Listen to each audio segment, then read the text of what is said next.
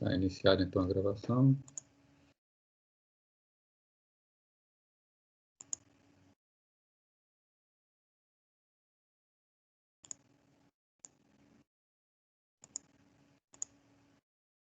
Bom, então tá tudo certo.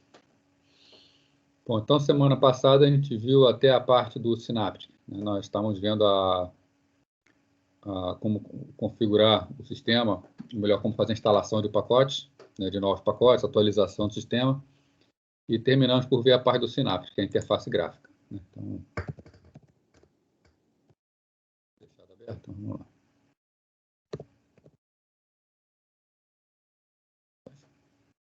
Então, uma travadinha aqui, acabei escrevendo 2 vezes.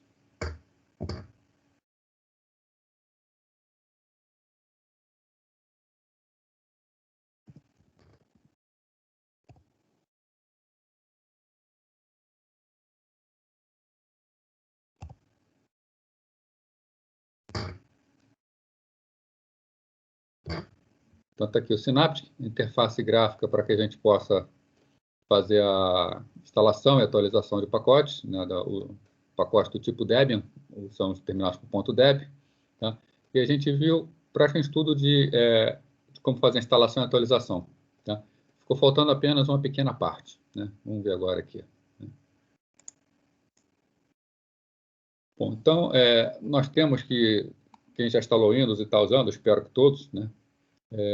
Quando a gente inicia o Windows, que abre o computador pela primeira vez no dia, entra um software chamado Update Manager. Deixa eu pegar minha canetinha. Um software chamado Update Manager. Esse Update Manager ele faz uma verificada geral no sistema, procura para ver se existem atualizações disponíveis e avisa que tem as atualizações, né? Então, ele costuma incomodar aí pelo menos uma vez por dia, falando, ó, tem novas atualizações, quer instalar as atualizações, clica em sim ou não, tá? E esse Update Manager, a taxa de verificação dele, tudo isso é configurável, né? E o Synaptic trabalha em conjunto com ele. Então, pelo Synaptic, nós podemos configurar essa taxa de quantas vezes por semana ele vai verificar e avisar para a gente que precisa fazer uma atualização, né? Então, se algum software de atualização ou de segurança estiver disponível, ele vai mostrar a mensagem informando isso, né? Como é que a gente faz para configurar ele, né? A gente pode entrar no Synaptic no menu Configurações, Repositórios, né? E vai ter uma aba chamada Atualizações. Vamos abrir lá o Linux. Então, Configurações, né? Repositórios. A gente faz uma série de configurações sobre os repositórios, quais locais o Linux vai utilizar para buscar os arquivos de configuração, de onde ele vai fazer o download, tá? Então, tem uma série de informações aqui. Daqui a pouco a gente vai dar mais uma olhada nisso aí, tá? Então, a parte de atualizações, tem que procurar por atualizações automaticamente. Está aqui diariamente, né? Então, uma vez por dia, ele faz essa verificação. A gente pode, clicando aqui, mandar a cada 2 dias, uma vez por semana, a cada 2 semanas, ou até nunca, né? O ideal é deixar ele avisar para a gente, né? É uma caixinha que aparece rapidamente. Se a gente não quiser botar as atualizações, é só clicar em não, né? E é interessante manter o sistema atualizado, principalmente pela parte de segurança do sistema. Deixa eu pegar aqui Com relação a repositórios, né, ainda nesse menu Configurações de Repositórios, nós temos uma configuração onde nós podemos configurar a lista de softwares, a lista onde os softwares serão buscados. Vocês lembrarem?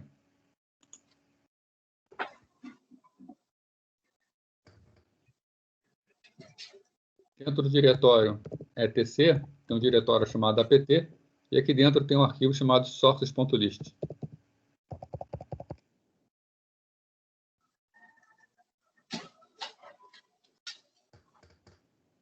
Que é o arquivo que diz onde vão ser buscadas as informações. No caso aqui, nós temos um repositório que fica em br.arquivo.ubuntu.com/ubuntu, né? E diz as relações de softwares que podem ser baixados dele. Então, os chamados focal, o principal, os restritos, né? Temos a parte de segurança. Deixa eu achar aqui. Nós temos a parte de atualização de segurança, tem uma série de atualizações que são possíveis ser feitas. Como a gente configura esse repositório? Como a gente diz em que lugar vai buscar, né? Existem repositórios espalhados pelo mundo inteiro. E é interessante que a gente venha a escolher aquele que está mais próximo. Durante a instalação, o Ubuntu já fez a seleção Brasil. Ele reparou que a gente estava no Brasil, né? Quando foi feita a instalação, então ele manda buscar os repositórios do Brasil. No próprio Brasil existe uma série de locais. Vamos subir uma janelinha aqui. Então, se a gente vê aqui no aplicativos Ubuntu, ele vem baixar de servidor Brasil. Então, ele já pega o servidor principal Brasil. Agora, nós temos como escolher o servidor principal ou clicar em outro, né? Clicando em outro, ele vai abrir várias opções. Então, aqui no Brasil, nós temos um espelho na Globo, UFAM, Universidade de São Carlos, USP, né? Podemos, então, escolher, se nós soubermos um local próximo, qual é o melhor local para buscar. Ou a gente pode clicar nesse botão, selecionar melhor servidor. Ele vai fazer uma série de testes para ver qual responde mais rápido pela localização. Ele está testando esses servidores. E, né, por incrível que pareça, ele achou aqui na Letônia sendo melhor para a gente. Eu não vou modificar. E ainda tem a opção aqui, durante a instalação, ele instalou a partir de um CD-ROM, né? Se eu quiser, eu posso clicar aqui na marcar o CD-ROM, que ele vai buscar daquela imagem de CD que eu tenho, né? Então, em vez dele buscar da internet, se o CD já tiver uma versão atual de algum software que eu queira instalar, ele vai pedir para inserir o CD, e ele busca do CD aquilo que já está no CD, né? Então, quem tem uma internet mais lenta, pode ser que vale a pena deixar marcado o CD-ROM. Para quem já tem uma internet mais rápida, pode ser que não seja interessante, né? O incômodo de ter que pegar o CD, botar no computador, né? E por aí vai. Então, é por aqui que a gente escolhe o local que a gente faz a nossa atualização.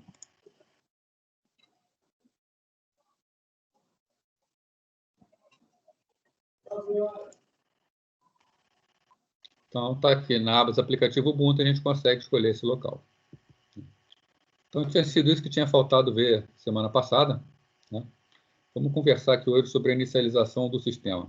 Eu vou conversar com vocês sobre a inicialização de um PC, do computador pessoal.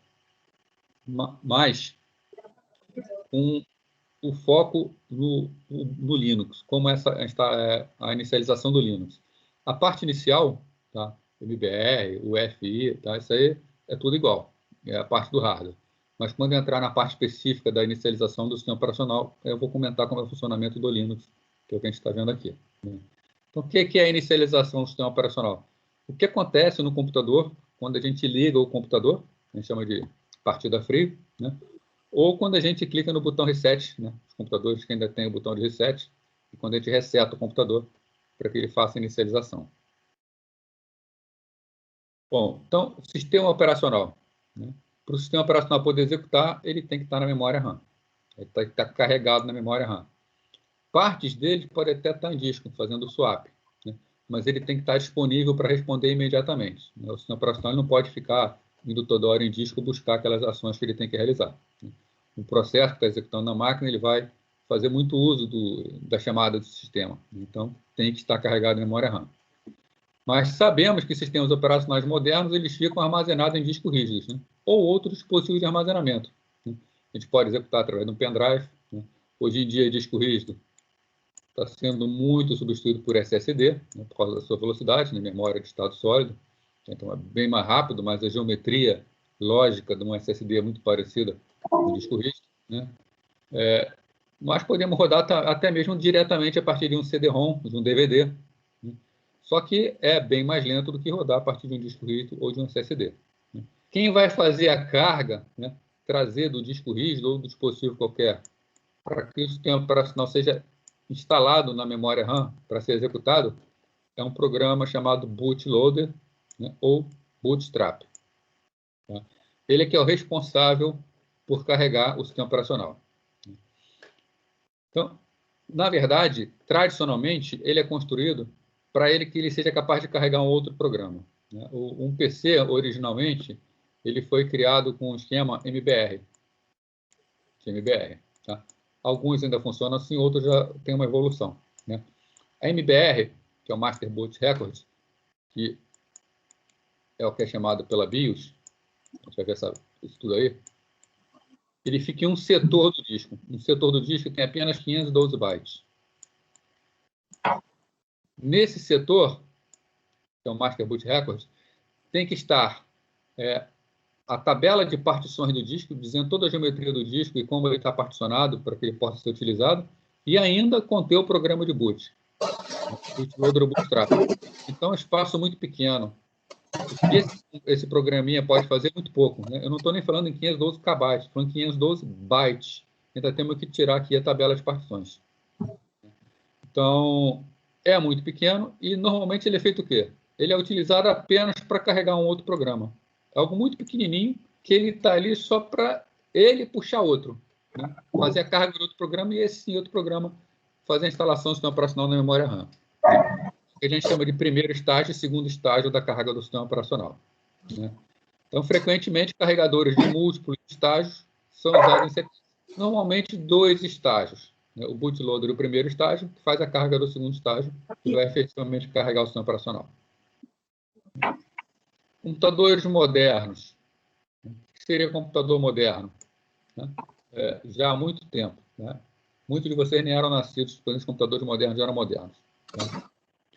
Então, o processo de inicialização começa com a execução pela UCP, né? Então, a unidade central de processamento começa a executar de um programa contido em memória ROM e um endereço pré-definido. Memória ROM, eu estou botando aqui memória ROM, mas vocês já devem ter estudado hierarquias de memória. Na verdade, aqui, hoje em dia, vai ter uma EEPROM, né? Uma EEPROM, que carrega a BIOS, e essa BIOS pode ser atualizável em uma máquina. Mas o funcionamento da memória ROM, né? O que a gente quer dizer com memória ROM? O programa ele já está carregado no computador. Né? Então, nós temos um chip de uma UCP, e quando essa UCP ela é ligada, ela está num estado completamente aleatório. Circuitos eletrônicos, eles costumam ter uma parte chamada watchdog, cão de guarda. Né? Um dos watchdogs da UCP fica tomando conta e ele é capaz de perceber quando essa UCP acabou de ser ligada. Então, quando ela acabou de ser ligada, o watchdog configura a UCP para ir para um endereço específico de memória. Tá? Endereço específico na memória, normalmente endereço baixo de memória.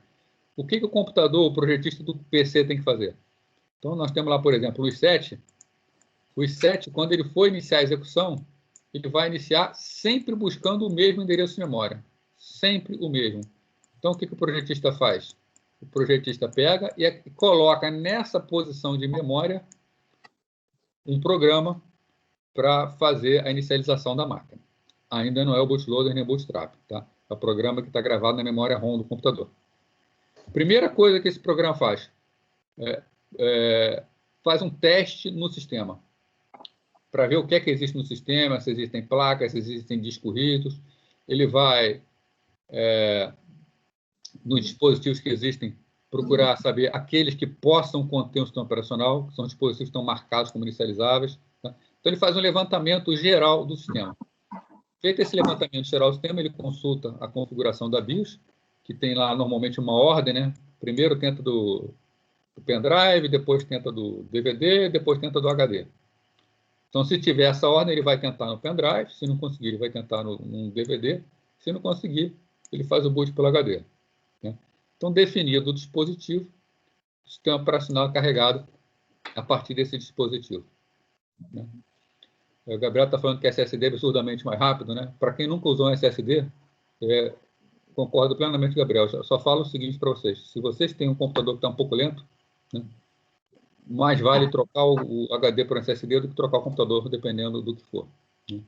Para ter noção, esse computador que eu estou usando aqui, ele tinha um HD, né, eu troquei o HD pelo SSD. O boot dele estava levando demorando muito, 40, 50 segundos. Hoje ele dá um boot em 7 segundos. Né? Isso, depois, se já está instalado desde o ano passado, já está totalmente carregado. E o boot é extremamente rápido. Né? Não tem nem como comparar um HD e um SSD.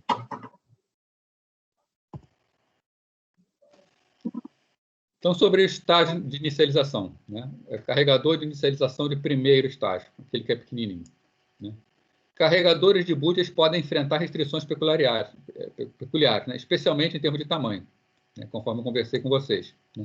Então, no caso do MBR, né, a tabela de partição de um disco padrão ela tem 64 bytes para dizer a estrutura do disco, o que sobram 446 bytes para o programa. Quero ver alguém fazer um programa em 446 bytes sem assembly. Tá? Não dá. E mesmo em assembly é um espaço muito pequeno. Isso aqui, 446, se você pensar no computador normal, você divide 446 por 64, é o número de instruções que você pode ter. Isso se eu não tiver dado nenhum.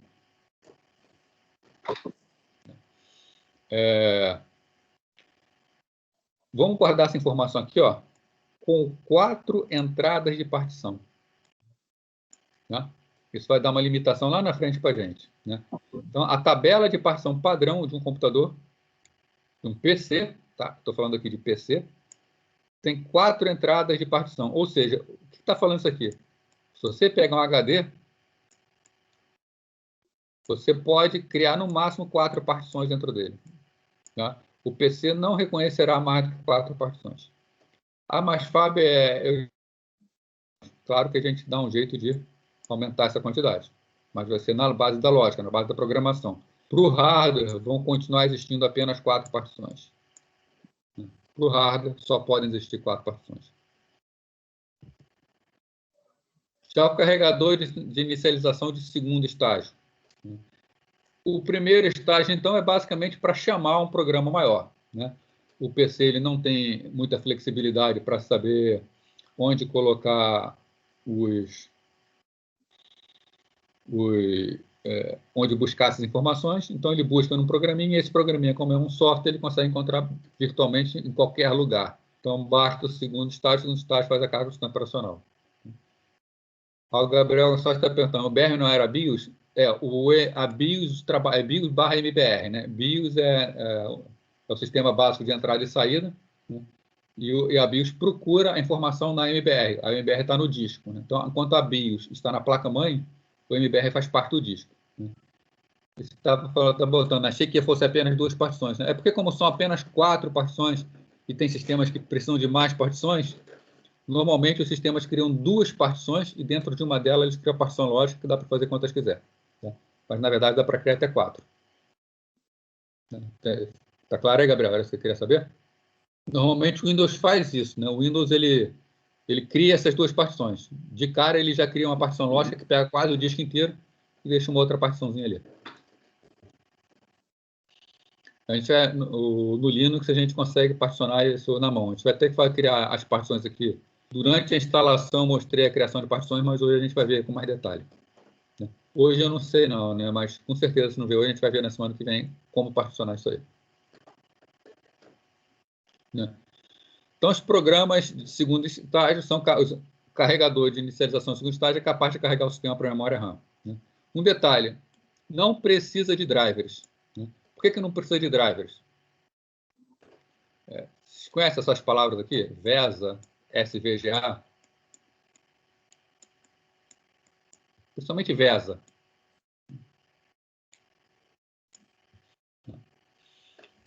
VESA é um driver de disco bastante antigo, muito antigo mesmo, se não me engano, dos anos 90.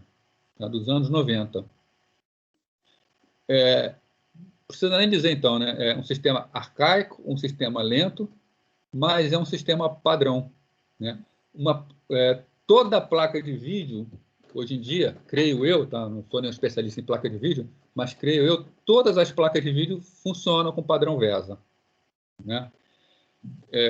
Isso dá uma vantagem para a placa de vídeo. Qual é? Se você tem um software que não reconhece o driver daquela placa de vídeo, mas esse software reconhece o driver VESA, e praticamente todo software reconhece o driver VESA, ele consegue usar essa placa de vídeo. Tá? Qual é a desvantagem disso? VESA tem pouquíssimos recursos e são muito lentos. Então, se você tem um programa que usa um driver VESA, vai aproveitar quase nada do potencial da placa de vídeo. Tá? Por que eu estou comentando isso? Porque como a gente está fazendo a inicialização do sistema operacional, mesmo que no segundo estágio, né, ainda se sabe pouco do sistema. O software conhece muito pouco do sistema.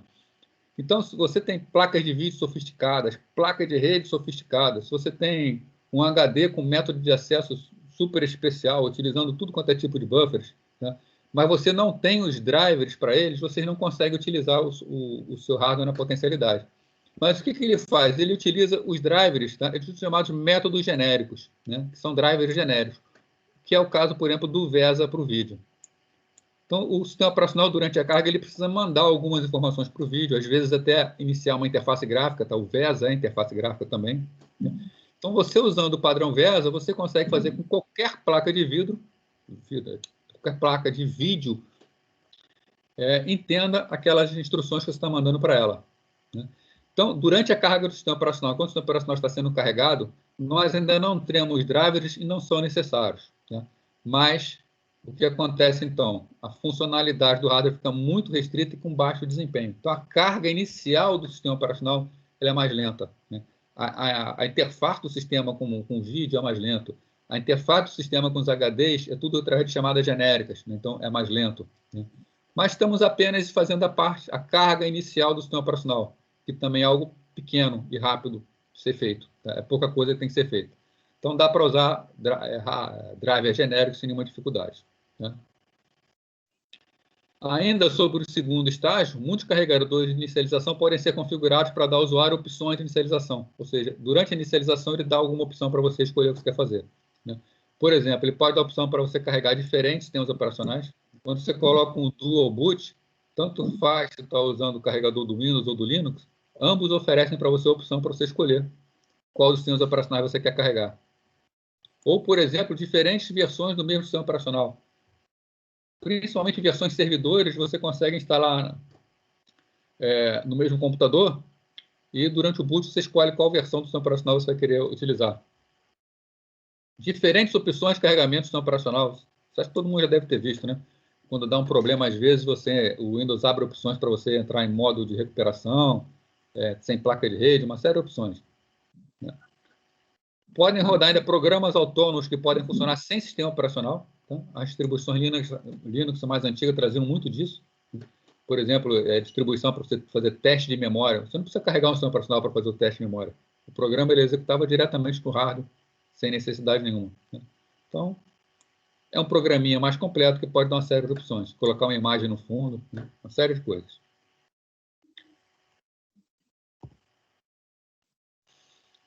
Bom, então, quando é que o processo de inicialização pode ser considerado completo, né? Quando o computador está pronto para interagir com o usuário, né? Ou quando o sistema operacional é capaz de executar programas, né? E nem todo sistema operacional vai interagir diretamente com o usuário, né? Quer dizer, o sistema operacional até interage, mas para configuração não. A gente pode ter, por exemplo, sistemas embarcados, sistemas autônomos, em que não vai ter o usuário interagindo, e ele vai começar a executar os seus programas. Agora, nós temos algumas situações que são as situações dos sistemas embarcados, né, que devem inicializar imediatamente, né? Por exemplo, uma televisão. Hoje em dia, acho que ninguém tem dúvida que televisão tem sistema operacional, né? Aliás, as pessoas mais ligadas em tecnologia, quando vão escolher uma televisão, um dos requisitos dela é qual sistema operacional essa televisão tem. O Hugo está perguntando qual a diferença MBR para GPT, para a instalação do Windows. Cara, eu vou ter que olhar especificamente o GPT, tá? O GPT, eu não estou lembrado. Agora, se for alguma coisa a ver com o EFI, por exemplo, é bem melhor que o MBR. O MBR é antigo. Isso, o EFI, a gente vai comentar, tá? O EFI, na verdade, é um esquema muito mais moderno. Então, o que acontece? O MBR, a BIOS, por exemplo. Como a BIOS configura o sistema? Na BIOS você fala, o boot vai ser dado pelo HD. E o HD tem uma partição que é chamada partição ativa. Então, nessa partição ativa, o MBR é conhecido também como setor zero. O primeiro setor da partição é o setor onde vai ser buscado. Esse é o MBR. A carga do sistema operacional vai começar a partir desse setor zero. Então, esse setor zero ele vai carregar alguma outra coisa, né? Se você tem o EFI, a gente vai entrar em mais detalhes depois, tá? Se você tem o EFI ele é muito melhor configurado, ele é muito mais moderno. Então, o EFI você vai configurar, na verdade, uma série de informações nele, entre elas partição e programa. Então, o EFI ele entende as partições. Então, você pode, por exemplo, dizer que a carga do sistema operacional está nessa partição aqui e que você tem que buscar um determinado arquivo para dar boot na máquina. Então, ele já vai direto lá.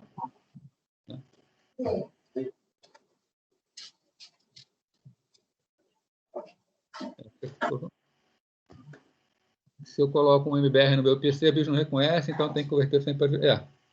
Aí está na fase de migração, né? Tem sistema que é BIOS, tem sistema que é UEFI, tem sistema operacional que funciona bem com os dois, tem sistema operacional que exige que seja o UEFI, mais antigo que funciona com BIOS. Então, a gente está bem no meio do processo ainda, tá? Apesar de não ser novidade, ainda está no meio do processo. Então, acontece essas coisas mesmo. Mais para frente eu vou citar um pouquinho mais da diferença. Então, os sistemas embarcados, por exemplo, uma televisão. Quem é que vai ficar esperando uma televisão da boot, né? Uma câmera. Você liga uma câmera fotográfica, você ligou a câmera, vai ficar esperando ali. Tem uma foto. De repente, isso é uma situação que quer bater uma foto rápida. Vai ficar esperando uma carga do sistema operacional da câmera fotográfica bater aquela foto? Vai morrer de velhice se não bateu a foto, né? Então, esses sistemas eles têm que iniciar imediatamente, né? Só que eles têm uma característica, né? Um computador, um sistema operacional genérico, que é o caso do Linux, do Windows, ele vai funcionar com uma gama muito grande de hardware. Então, ele precisa de uma inicialização mais lenta e mais detalhada, que é para ele levantar o tipo de hardware que existe e poder configurar o sistema para aquele hardware, né? Agora, uma TV. Quando você faz uma TV, você vai vender milhares de TVs que têm exatamente o mesmo hardware. Uma câmera fotográfica, vai vender milhares de câmeras fotográficas, GPS, a mesma coisa, né? Então, são equipamentos que o hardware é sempre o mesmo. Então, o resultado do boot será sempre o mesmo. Então, para esse tipo de dispositivo, o que a gente faz, né? O boot ele é feito em laboratório, né? Só que o resultado final do boot é gravado numa memória flash, né? Então, quando você liga esse tipo de dispositivo, não é que ele não tem um sistema operacional, não é que o sistema operacional não vai estar precisando carregar na memória, tem os mesmos requisitos no sistema operacional de um computador comum. A diferença é que o estágio final do sistema operacional, a carga já está gravada na memória. Então, ele já entra funcionando, né? O funcionamento é imediato. Ou seja, pouco ou nenhum carregamento é necessário, né? Então, vamos lembrar que isso só é possível porque é um hardware bem definido, bem conhecido, é sempre o mesmo hardware. Então, o carregamento pode ser preparado antecipadamente e armazenado quando o dispositivo é fabricado, né? Obviamente, se houver alguma mudança no dispositivo, entrar um processador diferente, uma quantidade diferente de memória, qualquer hardware um pouquinho diferente, precisa gravar uma nova sequência. Bom, sobre dispositivos de inicialização, né? O que é um dispositivo de inicialização, né? Qualquer dispositivo que deve ser iniciado antes da carga do sistema operacional. Deixa eu anotar um erro aqui, que essa setinha é para consertar depois.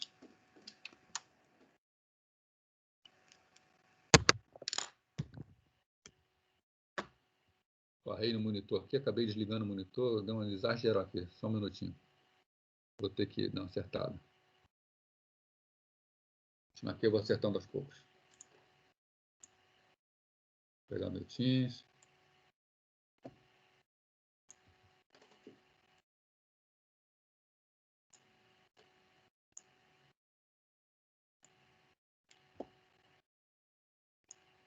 O resto eu vou puxando conforme for necessário. Então, um dispositivo de inicialização é qualquer dispositivo que vai ser iniciado antes da carga do sistema operacional, tá? Então, normalmente a gente pensa em dispositivo de inicialização é aquele dispositivo que vai iniciar a máquina, tá? Não é bem isso, é aquele que deve ser iniciado, tá?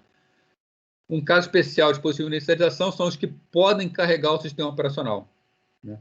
Então, numa BIOS moderna, o usuário pode selecionar vários dispositivos para fazer a inicialização, né? Então, é bastante comum hoje em dia, você está iniciando o computador, não é um padrão, mas se você normalmente é a tecla F12, você aperta a tecla F12, o que acontece? Ele vai dar uma série de dispositivos para você escolher de onde você quer dar o boot. Normalmente é feito quando você quer executar um software direto de um pendrive, de um CD-ROM, ou quer fazer uma instalação nova do sistema operacional.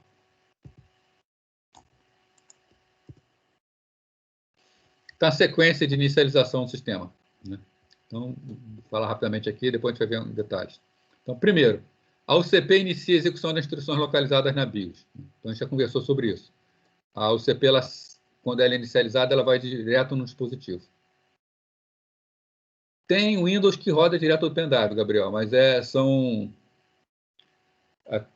Todos os que eu vi eram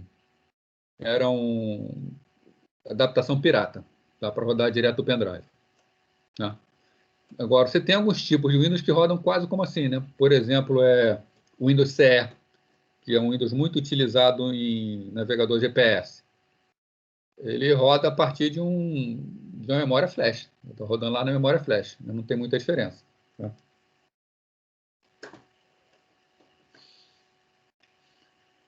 Bom, então, o CP, ela inicia, começa a executar determinadas instruções, o programa executa o chamado autoteste, para verificar o dispositivo do computador. Normalmente ele faz um teste rápido de memória, procura as placas que estão instaladas, né? A BIOS procura, então, uma lista de dispositivos pré-configurados, né? Que a gente vai na BIOS e configura aquele dispositivo com ordem de boot, até encontrar um que esteja pronto para inicialização. Se não encontrar, aparece um erro, né? Acho que alguns aí já devem ter visto, ou a maioria, né? Disco sem sistema, essas informações que ele dá. Bom, no caso da BIOS, a BIOS carrega e executa o MBR, o Master Boot Record, né? O setor 0, tá? O primeiro setor da partição, né? Em muitos casos, a MBR verifica tabelas e partições e busca uma partição ativa, né? O que vem a ser isso? Discos, por exemplo, eles precisam ser particionados, então a gente precisa criar partições em disco, né? E existe uma partição que ela é marcada como ativa, e na hora do boot ele vai lá no setor 0 da partição buscar essa informação. No caso do pendrive, não existe partição. O pendrive é utilizado diretamente nos seus setores. Então, vai direto lá no setor 0 do pendrive, tá? Sem necessidade de partição. Tá? Então, o MBR carrega e executa o setor de inicialização da partição ou do dispositivo. Então, está aqui uma imagem que ilustra como é a sequência especificamente no Linux. Tá? Até aqui, a primeira linha é uma inicialização geral, a segunda linha já é específica do Linux, né? Então, o Power On, o que é o Power On?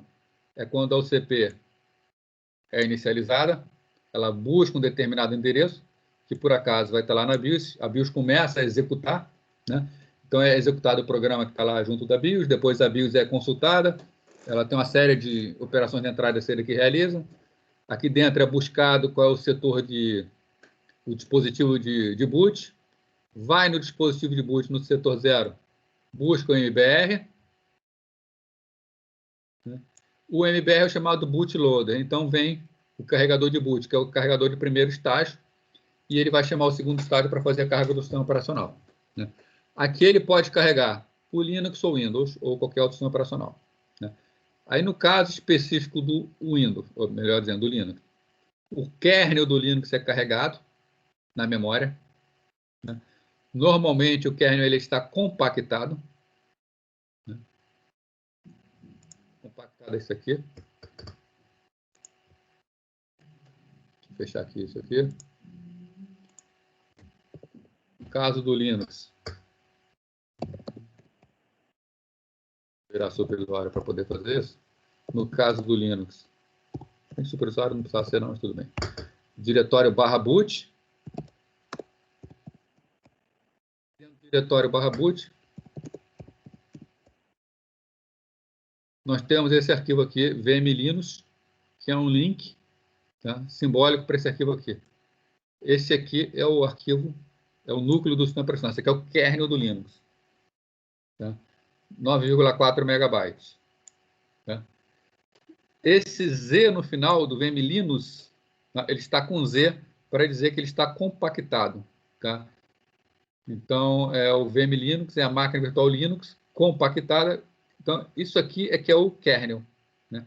Ele vai ser carregado para a memória RAM e descompactado. Tá? Está compactado lá com gzip. Então, esse kernel aqui, que normalmente está compactado, é carregado na memória RAM. Tá? É criado o chamado disco de RAM inicial. Né? Disco de RAM é um disco, funciona como um disco, só que ele está na memória RAM.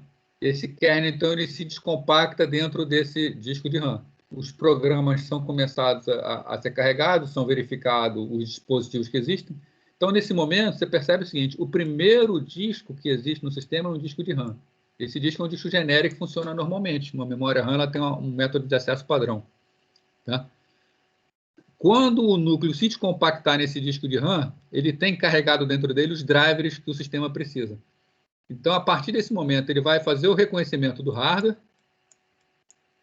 e ele vai carregar na memória RAM os drivers desses novos hardwares. Então, se for um disco especial que necessita de um driver para ser executado, é nesse momento que o driver é carregado, né? Para depois o sistema de arquivos ser montado. Aí, o sistema de arquivos vai ser montado normalmente, vem um programa chamado init, tá? Hoje em dia ele está sendo substituído por um chamado systemd, mas é o mesmo esquema do init. E o init vai chamar ou o shell, se for um sistema em modo texto, ou X-Windows normalmente, ou outro qualquer sua interface gráfica, ou até mesmo os dois podem ser chamados. Tá? Então, essa é a sequência de boot para o Linux. Tá? Alguém quer fazer alguma pergunta aí? Porque eu sei que essa sequência aqui é muita informação num primeiro momento. Tá? Então, vou dar uma repetida só nessa parte aqui entre o kernel, o disco de RAM e init. Tá? O kernel ele é um dispositivo, melhor dizendo, ele é um arquivo, que vai ser descompactado na memória RAM.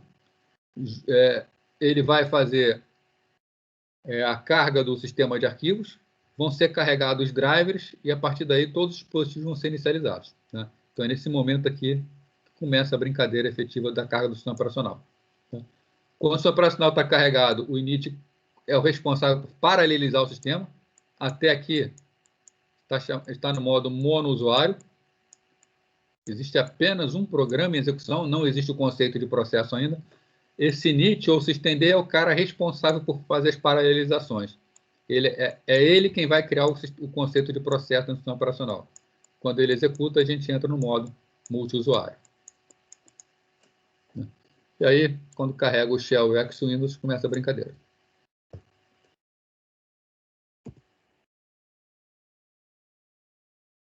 Fala um pouco, então, da BIOS. Né? BIOS significa, então, Basic Input Output System, né? Sistema básico de entrada e saída. Sistema básico de entrada e saída porque a BIOS ela fornece algumas funções que o sistema operacional pode utilizar para acessar o hardware de forma genérica. Né? A BIOS ela é lenta, usar funções da BIOS torna o programa mais lento. Né? Então, normalmente, programas que vão executar de forma mais rápida vão fazer uso de drivers mais sofisticados, né? Que vai funcionar mais efetivamente, mais eficazmente. Né? Então, quando o computador é ligado, a BIOS inicializa o hardware, verifica monitor, teclado, faz teste de memória principal, uma série de coisas. Né? Esse processo é conhecido como POST, né? Power on Self-Test. Né? O que acontece com o software da BIOS? Ele fica armazenado em uma memória flash. A memória flash a gente sabe que ela é mais lenta de ler do que a memória RAM. Né? O endereço de memória é buscado quando o processador é ligado ou reinicializado. Né? Já conversamos sobre isso. Né? Após a inicialização, o que a BIOS faz? Ela procura por dispositivos capazes de realizar o boot, carrega e executa o setor de boot, que é o setor 0, que é o MBR. Com relação a isso, nós temos os conceitos aí, então, agora, de MBR e de EFI/UEFI. Tá? Vou tentar entender aqui a diferença entre eles. A BIOS ela passa o controle para o carregador de inicialização, que é o bootloader, e o bootloader faz a carga do sistema operacional. O bootloader mais utilizado em sistemas Linux, e é o caso do Ubuntu, é o chamado GRUB. Tá? Antigamente era um cara chamado Lilo. Tá?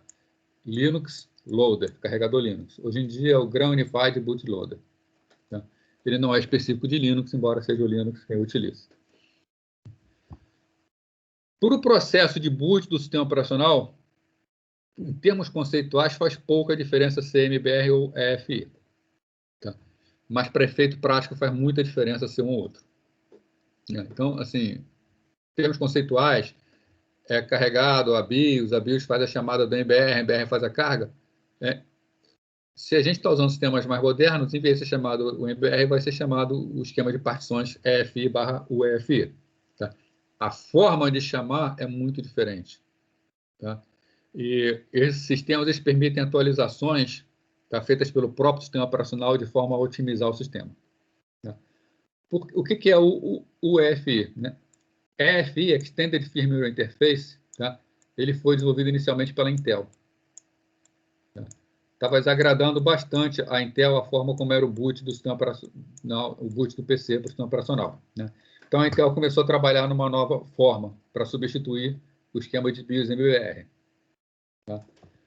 Só que isso é algo que não afeta a Intel, né? Afeta a todos os fabricantes. Tá? Então o esquema EFI foi feito, tá? Funcionou muito bem, tá? Mas num determinado momento parou-se o desenvolvimento do EFI e começou do UEFI, né? U é Unified, unificado. Né? Outras empresas entraram, agora é um consórcio unificado, não está mais na mão de uma empresa, é um consórcio, então um grupo que é encarregado do desenvolvimento. E o EFI ele vem evoluindo, está sempre saindo versões novas de UEFI, tá? Então o esquema de boot consegue ser melhor, consegue ser mais rápido. O hardware do PC melhor utilizado, são sistemas mais modernos. Tá? Então, são diferentes. Né? O sistema operacional ele tem que estar preparado para ser carregado pelo esquema UEFI. Né? Então, sistemas muito antigos vão usar MBR. Alguns sistemas conseguem dar boot pelos dois. O Linux, por exemplo, ele consegue ser carregado por qualquer esquema de sistema. Né?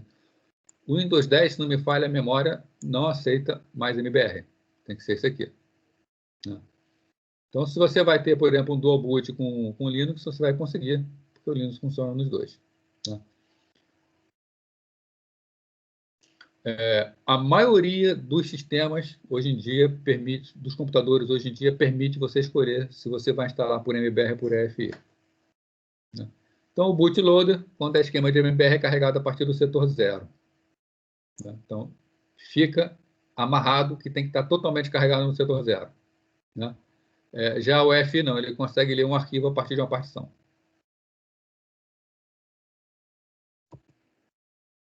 O bootloader, o carregador do boot, então, ele é responsável por carregar na memória, então, a imagem do kernel e criar um disco de RAM inicial, que contém os arquivos críticos e os drivers necessários para inicializar um sistema. Né? Então, se você tem drivers de muito baixo nível e você faz a instalação do sistema operacional e carrega esse sistema operacional no driver, e esse driver ele é necessário para a carga do sistema operacional, tá? O bootloader ele vai carregar esses drivers lá no disco de RAM antes do sistema de arquivo ser montado. Né? Então, o bootloader possui estágios distintos. Né? Então, já conversamos isso aqui, né? Só para dar uma passada rápida de novo. O primeiro estágio ou vai ser BIOS ou vai ser EFI. Né? Se for BIOS, vai ser buscado no primeiro setor do disco rígido. Né? Se for o EFI, o Boot Manager vai ler para ver de onde será lançado, então, normalmente de uma partição. Né? E o esquema de boot do EFI é mais complicado, tá? Ele é bem mais complicado que o MBR para o sistema operacional, porém ele é muito mais versátil. Tá? E algo que eu não coloquei aqui diz respeito também à segurança. Ele existe um esquema de segurança que ele impede, por exemplo, de dar um boot numa máquina se você fizer uma modificação não autorizada. Então, o sistema operacional ele não liga, ele não carrega para evitar que alguém esteja atacando a máquina e tentando quebrar o sistema operacional. Então, o segundo estágio, carregador de inicialização do segundo estágio, no caso do Linux, vai ser o group. Né? Ele reside no diretório /boot, aquele diretório que eu mostrei para vocês. Né? Durante o boot, uma tela inicial é exibida, permitindo escolher qual sistema operacional a gente vai utilizar. Né? E o kernel verifica e analisa o hardware do sistema e inicializa os drivers. Então, o kernel ele vai inicializar os drivers dependendo do que existir no núcleo. Tá? Lembrando que o kernel do Linux, quando ele é carregado, tá? Lembrando, não, não sei se eu falei para vocês. Quando a gente compila o kernel do Linux, existem duas formas de carregamento de drivers. Existe o chamado pré-compilado no kernel, que está dentro do núcleo. Então, se você tem uma determinada placa de vídeo e você sabe que aquela placa de vídeo é daquele computador, você vai sempre usar aquela placa de vídeo com aquele computador, você pode compilar essa placa de vídeo, drivers dela, dentro do kernel do Linux. Ele vai executar lá no núcleo do Linux. Tá? Isso vai dar um resultado, como resultado, uma execução extremamente rápida. Né? Já existe outro esquema que é o chamado carregamento dinâmico, que você compila os drivers e deixa eles guardados lá, bonitinho, junto com o núcleo, tá? no disco. E aí, quando o núcleo for carregado, ele vai analisar o hardware e ele, encontrando esse hardware, ele vai fazer a carga desse driver. Tá? Não que seja tão lento assim comparado com o outro, mas quando está carregado no núcleo é mais rápido. O Gustavo está perguntando. Gabriel, desculpa. Esse grupo ele reconhece a partição do Windows Manager na minha máquina, mas se eu selecionar ela, ele continua sendo um. Tá alguma coisa configurada errada no grupo. Tá? Porque era para instalar o Windows sem dificuldade nenhuma. Era para ele carregar o Windows.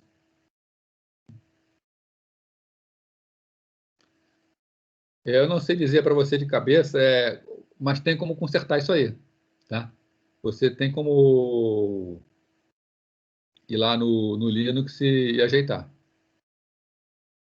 Tá? Inclusive, você não precisa fazer na mão, não. Você tem um programinha dele que ele busca os sistemas operacionais que existem na máquina, ele monta para você, então ele pergunta se quer que você faça atualização. Né? Mas, assim, eu vou ser sincero contigo, eu não lembro de cabeça, não. Não, ele carrega o Windows sem dificuldade, sem problema nenhum.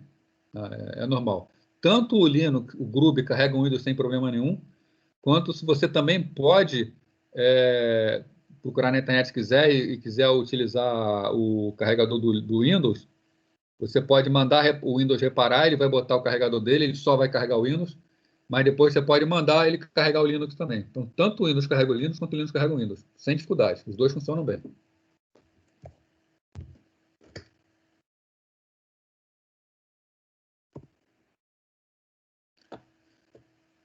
Então, o disco de RAM inicial. Então, a imagem do sistema de arquivos contém os programas de arquivos binários que fazem o quê? Né? Realizam as ações necessárias para montar o sistema de arquivos raiz. Tá? Ainda não temos disco executando nesse momento. O disco ele consegue ser acessado, mas o sistema de arquivos ainda não está montado. Né? Você vai ter que montar. Mais adiante vai ficar mais claro para vocês o que é montar nas próximas aulas. Mas montar é colocar disponível para uso. Né? E vai fornecer a funcionalidade de kernel para os drivers necessários e controladores de armazenamento em massa, ou seja, drivers de SSD, drivers de disco rígido. Né? Então, a carga do sistema de arquivos é a partir do disco na memória RAM. Né? Utiliza um mecanismo conhecido como UDEF. Né?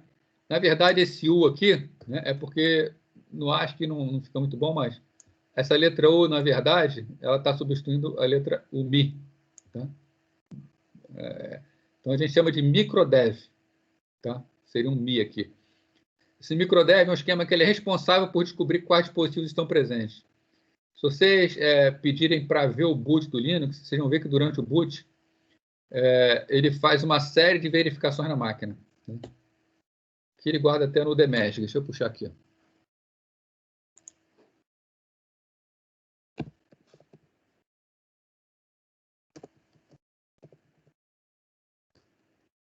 Então, esse aqui que vocês estão vendo aqui na tela é a sequência de boot do Linux. Né? Se não tiver mascarado, conforme o Linux for dando boot, é essa sequência que vocês vão vendo. Né? Então, ele está carregando, fez a carga do RAM disk, né? Está fazendo a série de verificações do tipo a CPI, né? Está começando a descobrir os dispositivos, descobrindo os dispositivos de DMA. Então, ele está, durante o boot, descobrindo tudo e informando tudo que ele está descobrindo. Cada vez que ele descobre um dispositivo novo, ele vai providenciar a carga desse dispositivo. Né? Então, aqui, vai fazer a carga do Linux nesse momento aqui. Descobriu a quantidade de memória disponível, tá? Vai configurar a memória, tá? Então, isso aqui é o boot do Linux, né? Ele vai descobrindo o hardware nesse momento.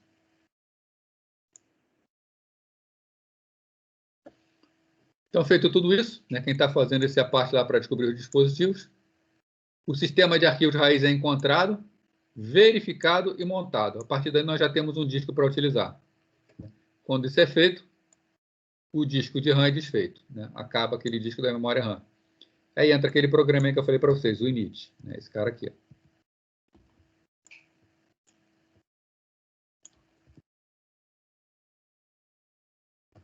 E é o sistema de arquivos raiz vai ser executado, né? E o init ele vem sendo substituído por um novo programa que é o systemd. Então nós vamos estudar nas próximas aulas aí. Acho que hoje mesmo a gente começa a ver o esquema de systemd. Então essa era a parte de inicialização. Tem alguma pergunta para fazer? Para a gente poder ver a parte de gerenciamento de serviço? Bom, então vamos lá. Então, gerenciamento de serviço, né? O que é um serviço? Vamos ver aqui. Bom, um sistema Linux possui inúmeros serviços, né? No Unix, esses serviços costumam ser chamados de daemons. Tá? Normalmente, todo serviço Linux termina com a letra D. Acho que eu estou até falando aqui, ó, né? Por exemplo, o SSH-D é o serviço que controla o SSH. O SSH é um servidor para fazer conexões remotas criptografadas entre máquinas, tá? E o daemon que cuida dele, né, é o chamado SSHD. Então, SSH daemon ou daemon SSH. Tá? Então, exemplos de serviços ou daemons que rodam no sistema operacional. Um servidor web, né? Um sistema de impressão, o gerenciamento de impressão da própria máquina, um servidor de e-mail, né? Qualquer tipo de coisa que está rodando em segundo plano, prestando serviços ou para o usuário da máquina ou para o usuário de outras máquinas, né? Então, o que é um serviço? Um programa que executa em segundo plano fora do controle interativo dos usuários do sistema. Então, o usuário em si não vê essa execução, mas ele está lá e está funcionando. Eles são conhecidos como daemons, né? E costumam terminar com a letra D. Para controlar um serviço de um daemon específico, tem que ser adicionado, né? Então, por exemplo, para controlar o servidor web. Quando o servidor web é instalado o daemon do servidor web, alguém que vai fazer o controle desse serviço. Tá? Nós não interagimos diretamente com os daemons, né? Nós utilizamos o sistema operacional para que o sistema operacional faça contato com o daemon e solicite aquilo que a gente quer, né? Existe um programinha de linha de comando, depois nós vamos ver a interface gráfica, né, que é o chamado systemctl, né? Então, o systemctl é o comando do systemd para o gerenciamento de serviços, né? Então, se eu preciso iniciar, parar um servidor, vai ser sempre por intermédio do systemctl. O systemd, quem é? É o gerenciador de sistema de inicialização, que é o novo padrão para sistemas Linux. Tá? Até pouco tempo atrás a gente tinha um esquema diferente, era o esquema do System 5, tá? Agora é o esquema do systemd, né? Eu particularmente gostava muito do System 5, mas o systemd é mais moderno, a gente tem que se adequar à modernidade. Então, por exemplo, se eu quero listar todos os serviços que estão em determinada máquina, né, qual comando a gente usa? Né? Comando systemctl list unit files, né? Vou executar esse comando aqui para vocês. Vou me preparar aqui. Copiar o comando para a gente não precisar gastar tempo digitando.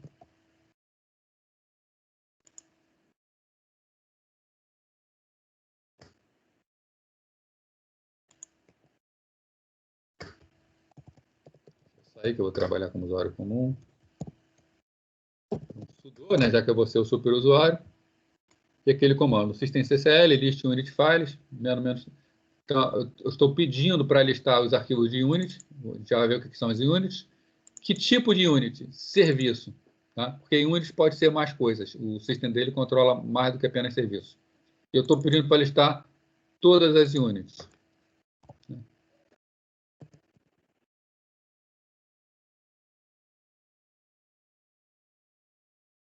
Então, está aqui as units. Né? Então, por exemplo, eu tenho um daemon aqui, que é o chamado account daemon. Né? Ele está habilitado, ele está executando. Né? Então, a CPID service está desabilitado. Né? Deixa eu ver se tem aqui o cron tab, que é o agendador. Né? Se eu coloco alguma coisa para executar em determinado momento, é esse cron tab que vai fazer essa execução. Né? Por exemplo, o Update Manager. O Update Manager ele executa uma vez por dia para ver se existem atualizações para o sistema. Quem chama ele é o cron. Então, o serviço de cron está habilitado. Dá uma passada geral aqui só para vocês verem os serviços que existem no sistema só por estar pela máquina ter acabado de ser instalado. Né? Sendo que só o que está em verdinho aqui nessa coluna que é o que está executando.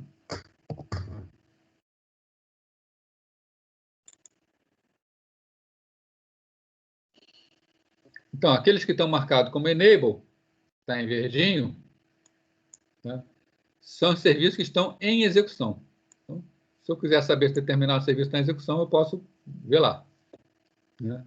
Se tiver Disable, eles não estão em execução. Tá? Mas Disable significa que eles não estão em execução, mas eles podem ser ativados a qualquer momento. Só não está em execução porque não foram colocados. Né? Masked são aqueles que estão desabilitados e não serão executados. Então, se eu tenho um serviço que ele está instalado e só não está executando, eu posso usar o systemctl para colocar ele em execução. Né? Ele vai passar do estado de disable para enable. Agora, se ele está no estado masked, eu não tenho como colocar ele em execução. Eu tenho que tirar desse estado. Tá? Já os serviços marcados como estáticos são aqueles que não estão habilitados e nem possuem condições de serem habilitados. Né? Por exemplo, eles dependem de um serviço que está masked. Agora, se eu quiser saber apenas os serviços que não estão ativos, eu mando executar esse mesmo comando anterior, só que eu coloco um pipe para fazer a transferência dos dados e chama o comando grep enable. Aí ele vai me mostrar apenas o que está habilitado. Se eu quiser ver apenas os habilitados, repito o comando, pipe grep enable. Só vai mostrar aquilo que está habilitado. Está verificando o sistema. Só que o problema é que não tinha uma coluna aqui à direita que estava enable, né? Então, isso aqui me pegou agora. Né? Mas existe uma outra forma que a gente vai ver mais à frente.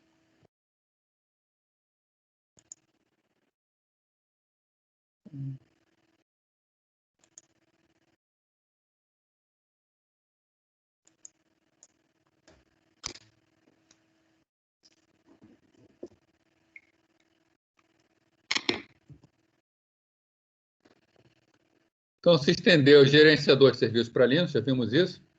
Né? Ele fornece recursos de paralelização para iniciar os serviços. Então, ele aqui é o chamado. Né? Logo após o boot, o sistema dele é chamado para colocar todo o serviço executando em paralelo, coloca o sistema em modo multiusuário. Né?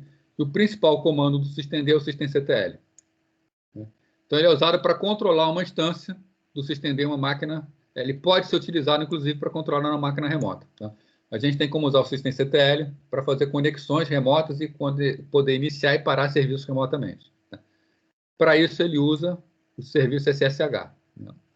Então, esse serviço SSH ele não pode ser parado na máquina remota. Né? Se a máquina remota não estiver funcionando SSH, não vai funcionar o systemd remotamente.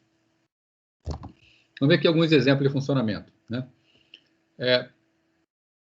Então, parâmetros básicos do systemctl. Se você chamar systemctl status, ele vai mostrar todo o status do sistema. Né? Se botar list units, ele vai listar as units que estão executando. Né? E se botar failed, vai mostrar as units que falharam. Então, vamos ver isso aí.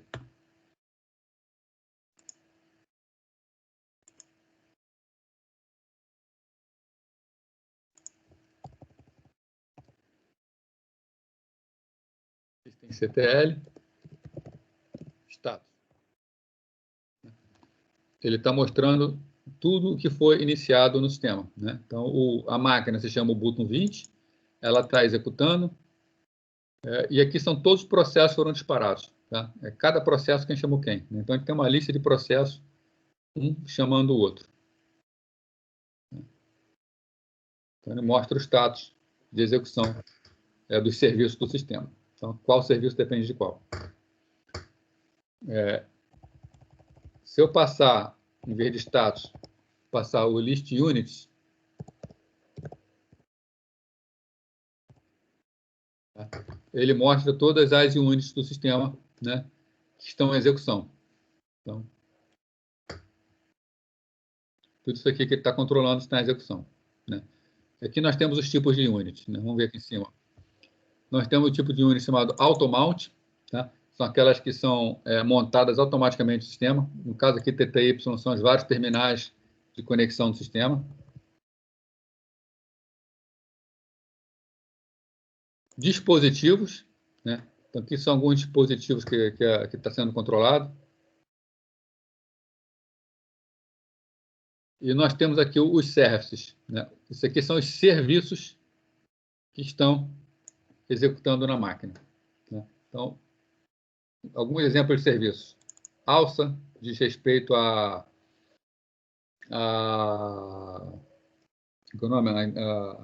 multimídia, a parte de sons do sistema, né? Controlador de consoles, o Cron, que é o agendador de tarefas, né? O Network Dispatcher Service, que é um dos serviços de rede. Então, nós temos o Dispatcher, o Network Manager, né? Esse Network Manager aqui é o serviço de rede que está controlando para o sistema, para a interface gráfica. Tá? Então, uma série de units que estão sendo controladas.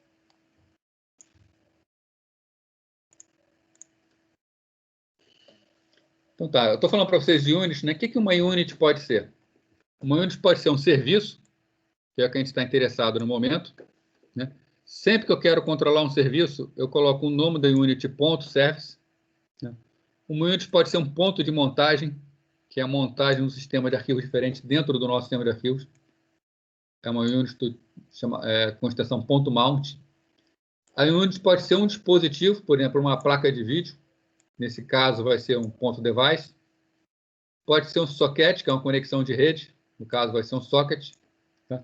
Então, se eu mandar executar um determinado comando sobre uma unit, eu tenho que dizer o nome da unit, ponto, tipo da unit. Então, tem que dizer se é um socket, um device, um mount. Se eu não disser o tipo, automaticamente o sistema assume que é um serviço. Né? Então, por exemplo, o serviço se eu mandar parar o SSH, ele assume que é o SSH e ele vai trabalhar com SSH.service.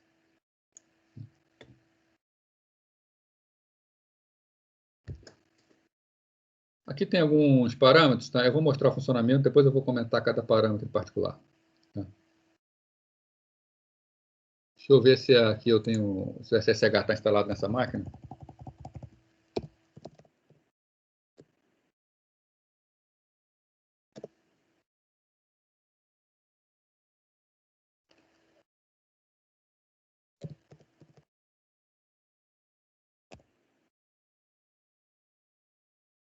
Só 2S aqui no teclado, ele está com um probleminha, às vezes ele repete o S. Está instalado. Deixa eu instalar rapidinho.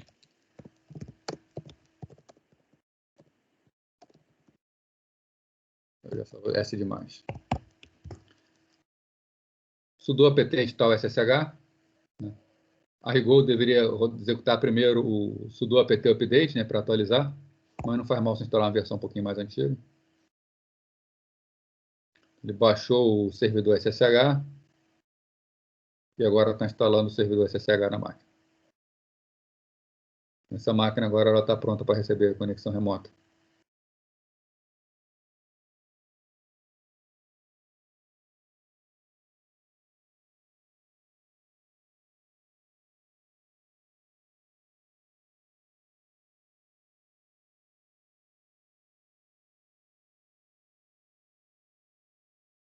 acabou de instalar.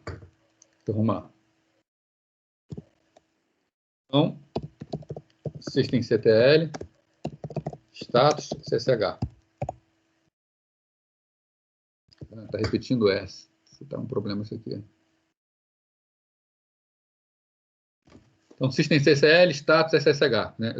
Então, systemctl, eu estou usando o systemctl para perguntar qual é o status do serviço ssh. No caso aqui, ele foi instalado, ele está ativo, ele está executando. Né? Então, o ssh está rodando na minha máquina. Tá? E ele traz algumas outras informações. Né? Por exemplo, o serviço ssh, ele é o programa que está instalado no diretório /usr/sbin, o nome dele é sshd, né? O número de processo dele está aqui, 18.270. Então, uma série de informações. Que comandos eu posso utilizar? Né? Lembrando, daqui a pouco a gente vai ver também como fazer pela interface gráfica. Tá? Vamos ver aqui primeiro em modo texto. Então, ele está executando. Eu quero parar ele. Né? Para parar, é o comando systemctl. Parar, qual seria o comando? Stop ssh. Esqueci de dar o sudo, né? Ele está pedindo a senha. Então, a princípio, systemctl stop ssh. Vamos pedir de novo o status. Agora o status está inativo, dead. Ou seja, o comando stop parou o serviço ssh. Então, se o stop parou, como é que a gente faz para inicializar? Logo sudo systemctl. Agora não foi o S. Start ssh.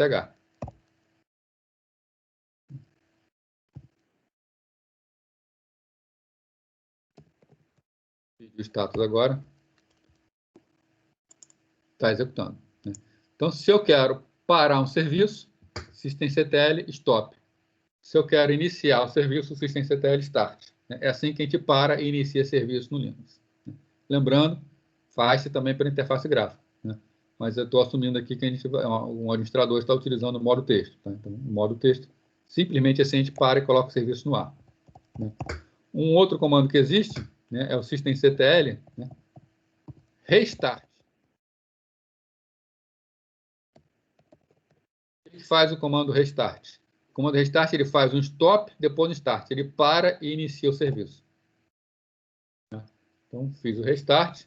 A princípio, se eu pedir o status dele, ele tem que tá executando. Beleza. Então, o restart, para que serve o restart? Por que eu faria um restart no serviço? Eu posso mudar a configuração de um serviço, tá? E eu quero que esse serviço releia as configurações e passe a executar com a nova configuração.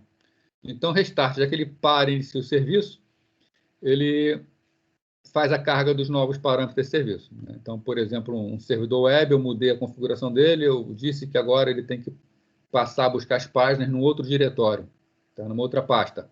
Se eu der um restart, ele passa a buscar nessa outra página.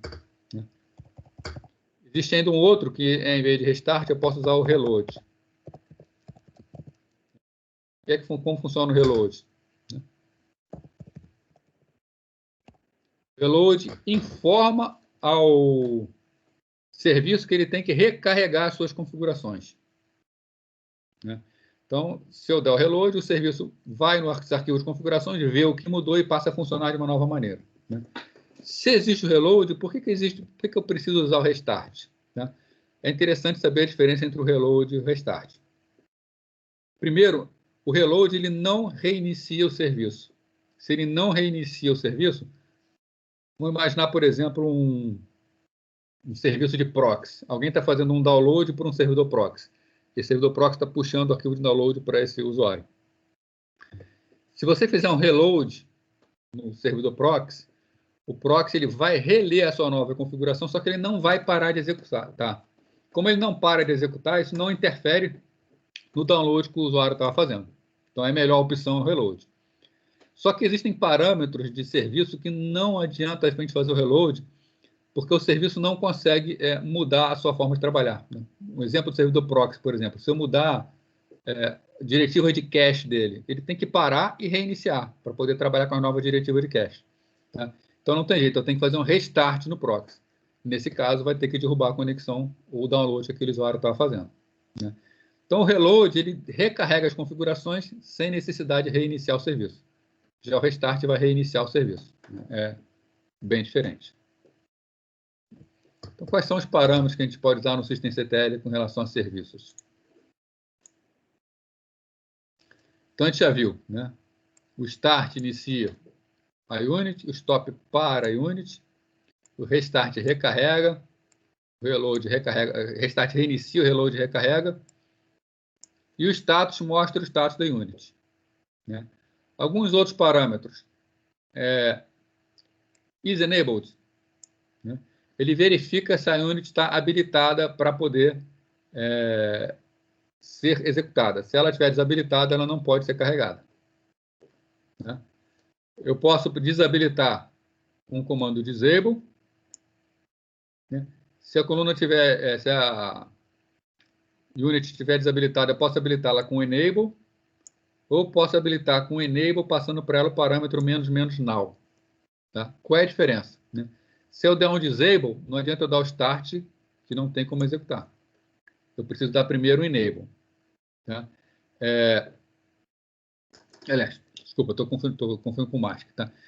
O que é o enable? Tá? O enable diz respeito à carga da unit junto com o sistema. Tá?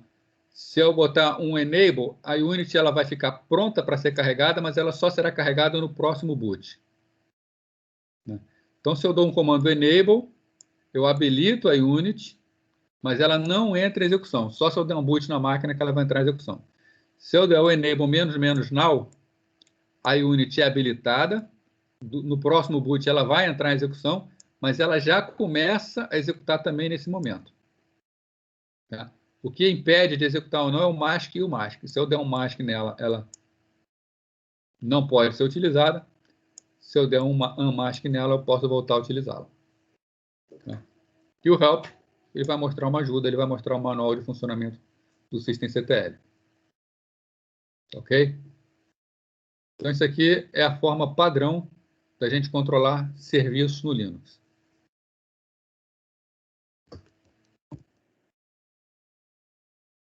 Também pode ser utilizado para gerenciamento de energia. Né? Eu posso chamar, por exemplo, systemctl reboot, vai reiniciar a máquina. Eu posso chamar systemctl power off, vai desligar a máquina. Suspende, coloca a máquina em modo de suspensão. Hibernate, coloca a máquina em modo de hibernação.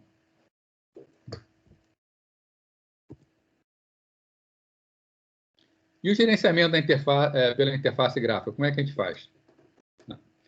A parte de interface gráfica do Linux, ela é muito dependente da distribuição que está utilizando essa interface, que a gente instalou na máquina. Tá?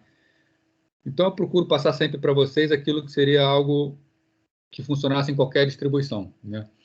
Por exemplo, o Synaptic, que eu mostrei para vocês, que é para o gerenciamento de pacotes instalados na máquina. O Synaptic ele não é o padrão do Ubuntu. O Ubuntu ele tem a loja Ubuntu e o que o Ubuntu recomenda é que você utilize a loja Ubuntu para fazer a instalação e gerenciamento de pacotes. Tá? Só que o Synaptic ele é uma interface de terceiros que funciona com qualquer máquina derivada do Debian, né? E que funciona também perfeitamente no Ubuntu, substituindo essa loja do Ubuntu. Tá? Então, eu prefiro o Synaptic, prefiro passar para vocês o Synaptic, porque vocês ficam mais versáteis, vocês têm uma ferramenta que vocês podem utilizar com mais facilidade. Da mesma forma, é a parte de gerenciamento de serviços pela interface gráfica. Existem softwares próprios para executar no Ubuntu para fazer gerenciamento de serviços, mas não são tão completos quanto o que a gente vai ver aqui. Eu vou aproveitar e vou mostrar para vocês a instalação de novos serviços. Tá?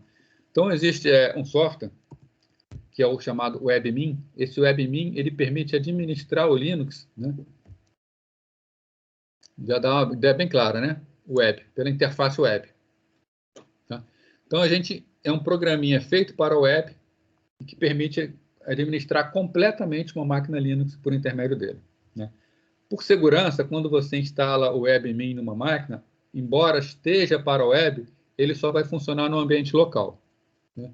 Se a gente quiser... Agora, se você quiser botar WebMin numa máquina para acessar essa máquina via internet e administrar essa máquina via internet, você consegue fazer isso perfeitamente, né? Só que você precisa ir lá, na diretiva de segurança dele, e liberar o acesso pela internet. O ideal é que você coloque algum nível de segurança acima, né? Se você tiver, preferencialmente, um acesso ao IP fixo, dizer a partir de que IP isso vai acontecer, ou correr o risco. Agora, um detalhe, né? O WebMin não faz parte da lista de pacotes padrão do Ubuntu. Tá? Então, como é que a gente vai fazer para instalar o WebMin? Vamos instalar ele com apt. Tá? Eu vou mostrar uma outra forma de instalar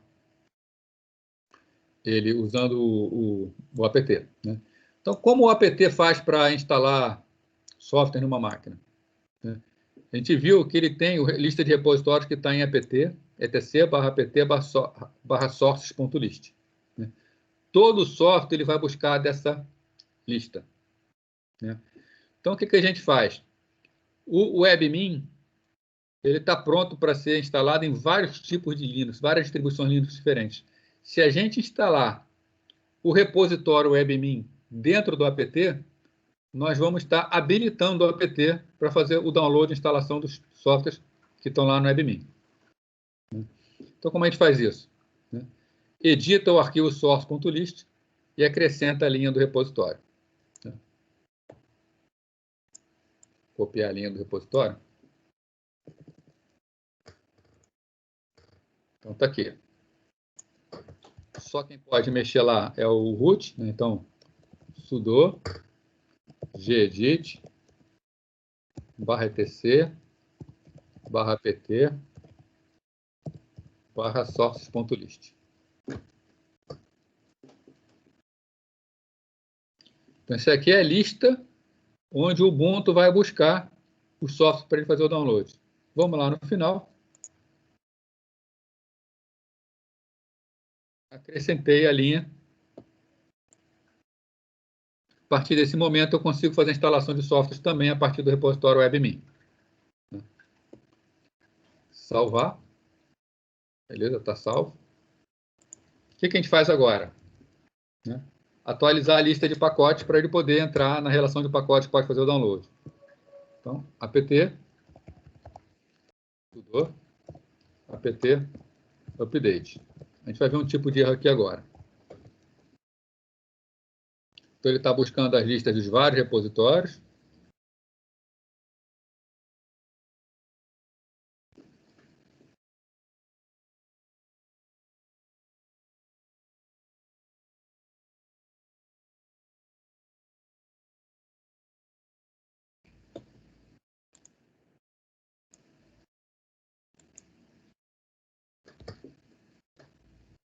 Demorando um pouquinho, mas vai lá. Então, deixa ele fazendo aí. Vou adiantar para vocês aqui, daqui a pouco aparece o erro.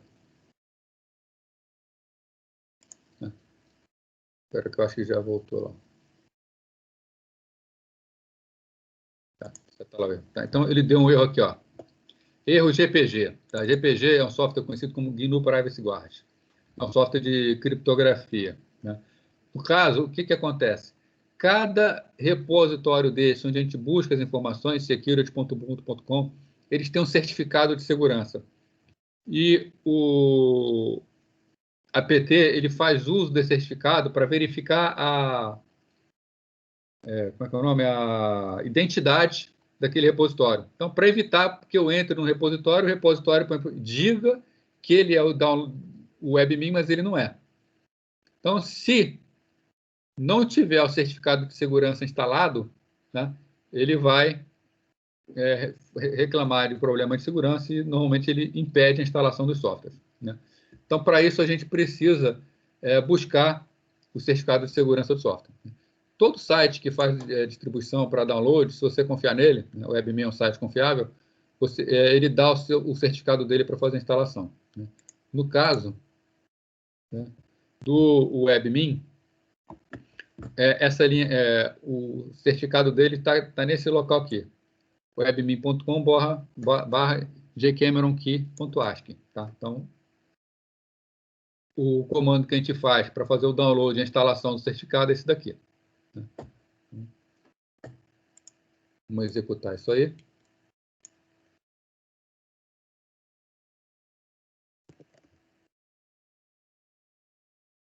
Cadê meu Ubuntu aqui?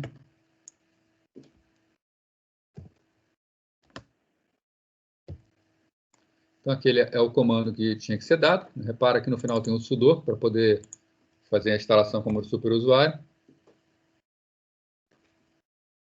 Pronto, já fez o download, já fez a instalação do certificado. Então, agora, se a gente repetir o update, o esperado aqui. Pronto, baixou a lista de pacotes do WebMin. Tá, aqui daí de cima. Né? Baixou a lista, o repositório do WebMin sem problemas.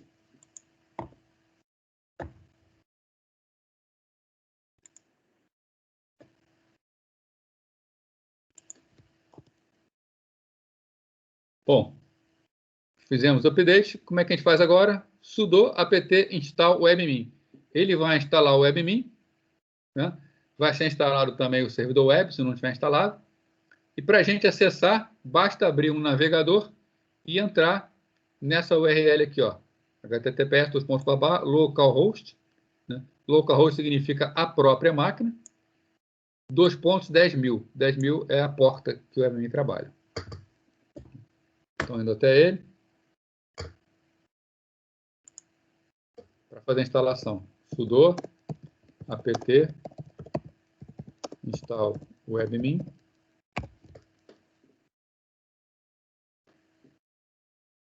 Precisa baixar 30 MB, vai baixar aí.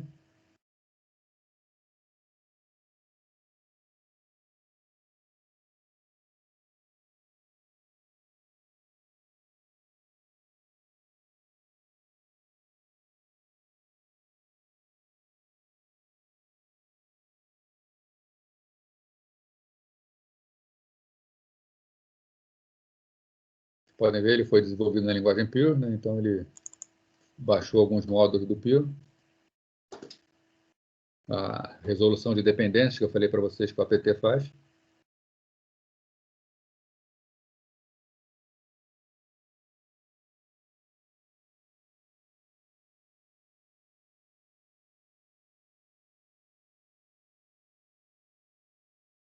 Está demorando um pouquinho mais que deveria, mas a gente chega lá. Bom, enquanto ele está fazendo lá, quando entrar no browser e colocar esse endereço para acesso, né, vai abrir essa janela aqui para fazer a autenticação. Né? Eu vou precisar colocar um usuário que tem direito de administrador do sistema. Né? Ou um usuário que possa usar o comando sudo, ou o próprio root. Tá? Lembrando o seguinte, se eu estou instalando o webmin numa máquina remota e eu vou querer acessar essa máquina pela internet, né, eu tenho que liberar o acesso lá.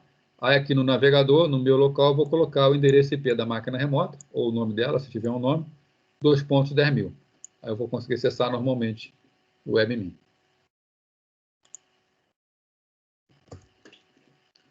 Quase terminando a instalação e configuração. Enquanto isso, alguém quer colocar alguma coisa, falar, reclamar que está muito puxado, falar que está fácil demais?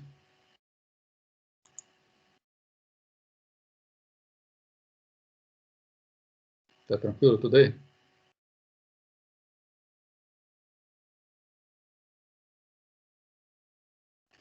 Não são assuntos que são tão fáceis, né, Gabriel? Mas aquilo que eu havia comentado no ano passado, o mais importante mesmo é saber que existe. Né? E essa parte de comandos tem que usar, né? A pessoa tem que ir usando. Normalmente, um administrador, quando a pessoa começa a utilizar o Linux, ela começa mais pela interface gráfica mesmo. Depois que a pessoa vai migrando e usando mais o modo texto. É um processo natural. Tanto que eu estou mostrando para vocês o webmin aqui, eu vou ser bastante sincero com vocês. Eu já administrei muitas máquinas Linux, o webmin é um software antigo. Eu praticamente nunca usei o webmin. Tá? Eu sempre achei mais fácil utilizar o modo texto. Tá? Mas eu sei que ele existe, ele está lá e ele não é tão difícil usar. Então, já que é para a web, vamos abrir o navegador aqui, né? Já está instalado.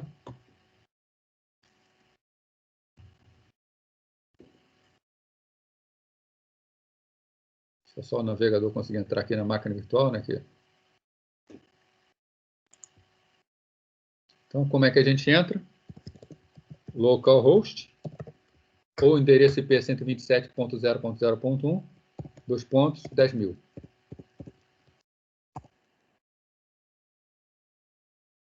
Vou torcer para ele não me deixar na mão aqui. Então, pelo tempo vai entrar.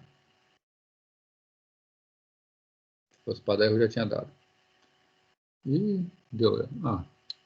É que ele reclamou que eu não botei HTTPS, ele quer conexão segura. Isso aqui é um aviso que é o seguinte, isso aqui é de respeito à parte de rede, né? Mas eu vou explicar para vocês aí, não sei se já tiveram no laboratório de rede alguma coisa assim. Isso aqui é HTTPS. HTTPS quer dizer que é uma conexão criptografada, né? Como é uma conexão criptografada, é preciso buscar o certificado que contém a chave de criptografia, né?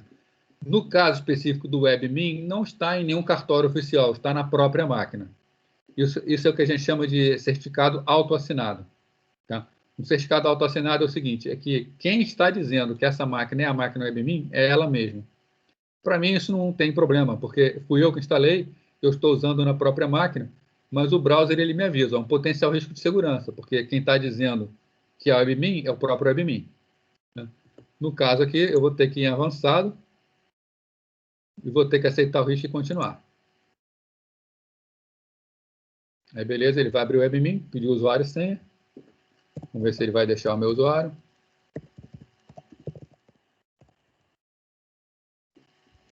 Não dá não salvar. Entrou aí o WebMin. Né? Então a tela inicial do WebMin é um dashboard.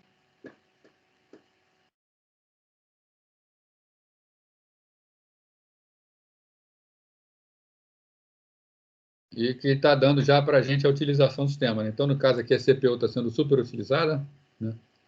Com máquina virtual e usando interface gráfica, é normal isso acontecer. Né? Você está usando 50% da memória RAM, usando 2% da memória virtual, ou seja, na prática não está usando a memória virtual, exceto só a parte de gerenciamento, né? Usando 48% do espaço em disco. Né? Então, dá uma série de informações. A máquina, o nome da máquina, qual o sistema operacional. E se eu for rolando para baixo, uma série de outras informações, né? Por exemplo, histórico de utilização da CPU, né? Desde as 7h50 da noite até as 7h51h30, então a escala está pequena aqui, mas vai aumentando. Foi quando o WebMin começou a funcionar. Uso de memória. Então, a gente tem uma série de quantidade de processos na máquina, quantidade de acesso a disco. Né? Então, uma série de informações que a gente pode obter de funcionamento da máquina. Então, pelo menu esquerdo aqui, a gente pode configurar também uma série de coisas na máquina. Por exemplo, o WebMin, fazer a configuração do sistema. Né? A parte de servidores, os servidores estão instalados, por exemplo, eu tenho aqui o SSH Server. Se eu clicar em cima, eu vou obter as informações do... Eu vou poder configurar, melhor dizendo, o serviço SSH. Né? Então, posso configurar, tem várias opções de configuração na máquina. Entre elas, System, né, para mexer na configuração do sistema. Por exemplo, usuários e grupos que nós já vimos. Eu posso administrar pelo WebMin a parte de usuários e grupos. Então, aqui estão todos os usuários do sistema, posso criar um novo usuário. Então, uma interface bastante completa. O Gabriel achou bonita? Eu acho bonita também. Eu não consigo fazer uma tão bonita assim, não. Entre elas, tá aqui, Boot and Shutdown.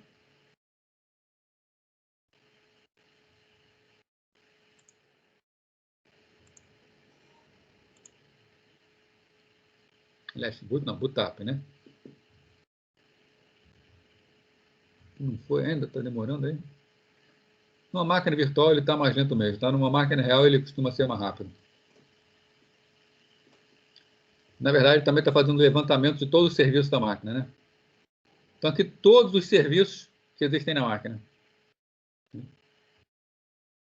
Então, vamos pegar aqui, por exemplo, o serviço SSH, que foi aquele que a gente instalou aqui para fazer o teste.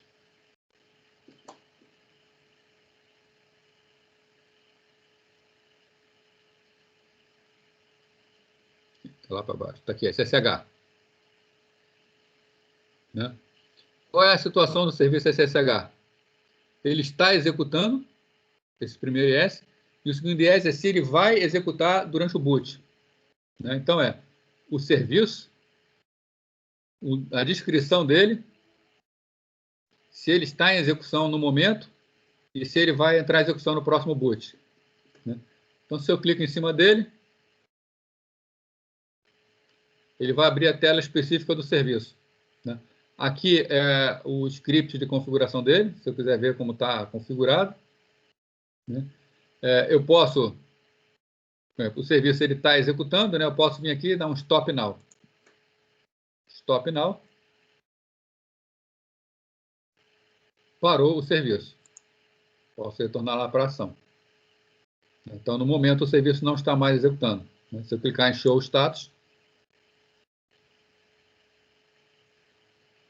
o serviço está parado. Repara que ele é só uma interface para o systemctl. A saída é a mesma daquela que a gente viu no systemctl.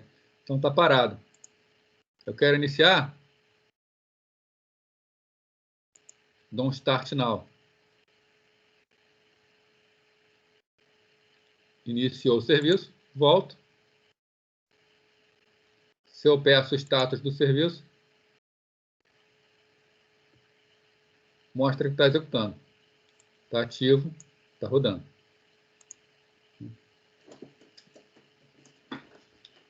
Então, isso aqui, para cada serviço, eu posso entrar e configurar cada serviço individualmente. Agora, se eu quero, por exemplo, iniciar ou parar vários serviços de uma vez, eu também posso selecionar daqui da lista.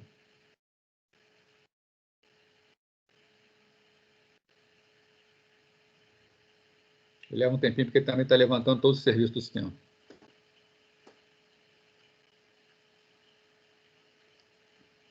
Esse webmin eu vou deixar como dica para vocês do seguinte.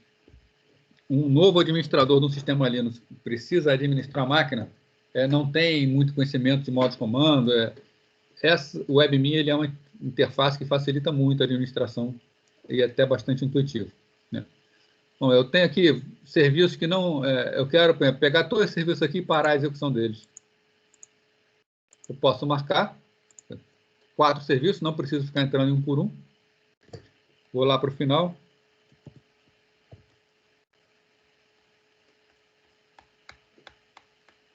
Eu posso dar, por exemplo, um stop em todos eles, um restart em todos eles. Posso iniciar todos. Posso marcar para iniciar ou não no boot. Né? Então, eu não vou mexer aqui, porque eu nem olhei o serviço que eu estava selecionando e não estou a fim de estragar alguma coisa e dar uma parada na máquina. Né? Então, com essa interface aqui do webmin, a gente consegue administrar os serviços com uma interface gráfica. Né? Não é direto a interface gráfica do sistema, é uma interface via web, mas permite bastante coisa. E ainda dá a facilidade de, se você, por exemplo, botar uma máquina num cliente, né? Esse cliente, você tiver como saber o endereço IP da máquina do cliente, você vai acessar remotamente de onde você estiver. Consegue configurar a máquina dele.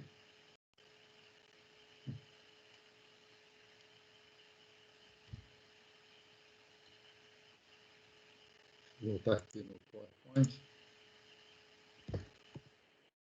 Aqui mostrando as telas.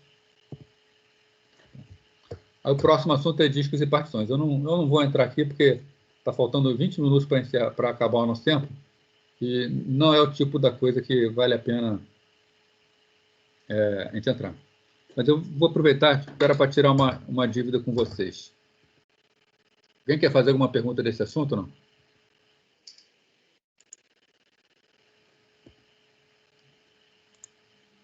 Vou fazer logo uma chamada aqui e depois eu vou voltar no assunto que eu achei que eu tinha falado, mas eu não falei. Vou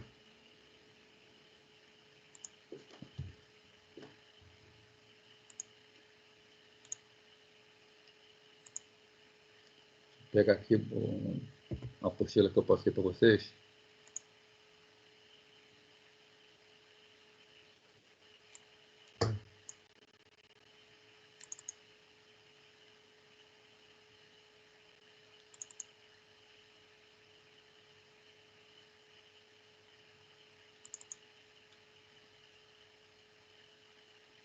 Ela lá do início de introdução ao Linux. ficou faltando um assunto, eu vou tentar falar com ele, com vocês sobre ele rapidinho aqui nesse final.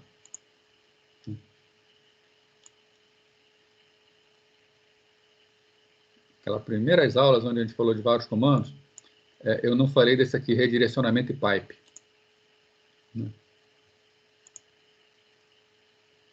Bom, vou usar essa apostila aqui. Vocês estão conseguindo enxergar legal essa tela, esse texto da tela aqui, ou preciso aumentar? Vou aumentar um pouco.